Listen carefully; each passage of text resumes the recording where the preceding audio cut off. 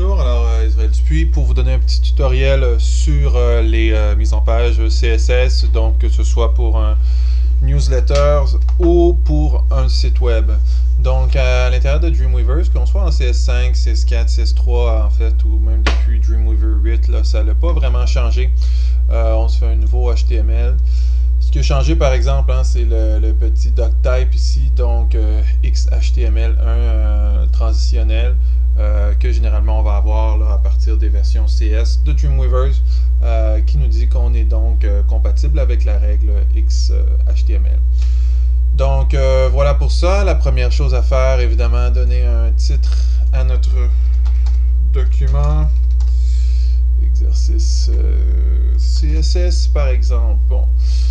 Ensuite, avant toute chose, n'est-ce pas, savoir faire un petit dossier. Dans ce dossier, un dossier image avec toutes nos images au bon format et un dossier texte avec notre texte au format TXT, donc un texte qui n'est pas formaté. N'est-ce pas? Donc, ce serait pas bon d'avoir un document Word, par exemple. Il faut vraiment prendre bloc-notes. Dans les accessoires ici, n'est-ce pas? Allez chercher bloc-notes, ouvrir bloc-notes et copier-coller le texte du logiciel, que ce soit Word, d'Internet ou de quoi que ce soit qu'on utilise pour transiter le texte. Donc, une fois que c'est fait, quelquefois on peut aussi rajouter un petit dossier travail à l'intérieur de ça. Donc, moi j'aime bien des fois rajouter un petit dossier de travail à l'intérieur duquel je mets mes documents PSD. On peut aussi rajouter un petit document source. À l'intérieur de ce document source-là, je vais mettre les images que j'aurai achetées ou tout ce que mon client m'aura envoyé. Puis finalement, bon, pour conclure, là, un petit document, un petit dossier archive à l'intérieur duquel, bon, tous mes essais infructueux, tous mes tests, je vais les mettre dans archive. Peut-être, bon, tiens, regardez, un dernier dossier pendant que nous y sommes. Un dossier maquette que j'aime bien faire, qui est important, puisqu'à partir du moment où on envoie pour validation au client ou au patron ou au directeur artistique notre document, eh bien, on va mettre ce JPEG-là, ou bon, ce document de validation à l'intérieur de maquette, il sera daté. Comme ça, on pourra savoir qu'est-ce qu'il y avait dans la dernière approbation. Alors voilà, on est prêt pour commencer. Donc dans Dreamweaver, on va sauvegarder ça. Donc save as à l'intérieur du bureau.